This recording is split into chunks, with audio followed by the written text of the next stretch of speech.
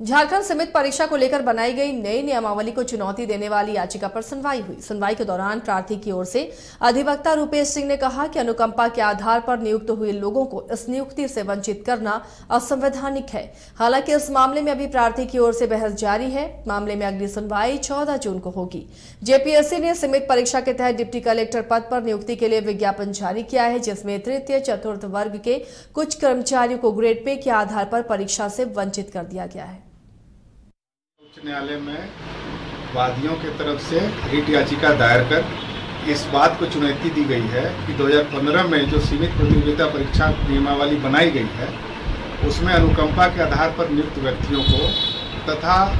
Clerical grade अनुसचिवीय कर्मचारियों में grade pay के आधार पर वर्गीकरण करते हुए ग्रुप ख के ही कर्मचारियों को उसमें एग्जाम में अपीयर करने का परमिशन दिया गया है। इस मुद्दे को लेकर पिटिशनर्स के द्वारा कुल 9 रिट पिटीशन दाखिल किए गए हैं और उसमें ये मुद्दा उठाया गया था कि एक बार जब किसी व्यक्ति को अनुकंपा के आधार पर नियमित नियुक्ति कर दी जाती है तो फिर उसके नियुक्ति के स्रोत को देखते हुए उनके साथ भेदभाव नहीं किया जा सकता है और अनुसचिवीय कर्मचारी एक संवर्ग के हैं जो ग्रेड 3 में फॉल करते हैं और ग्रेड 3 में फिर ग्रेड पे के आधार पर उनका बंटवारा करते हुए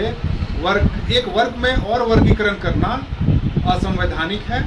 और ये माननीय उच्चतम न्यायालय के द्वारा दिए गए आदेशों का उल्लंघन है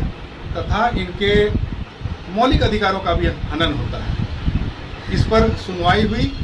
और सरकार के तरफ से पक्ष रखते हुए ये कहा गया कि अनुकंपा पे नियुक्त व्यक्तियों को उनके नियुक्ति के आधार पर हमें अधिकार है कि उनको इस परीक्षा से वंचित किया जाए, किंतु अभी सुनवाई लंबित है। परंतु माननीय उच्च न्यायालय ने मौखिक तौर पर सरकार के पक्ष से असहमति जताई और अगली सुनवाई के लिए 14 जून 2022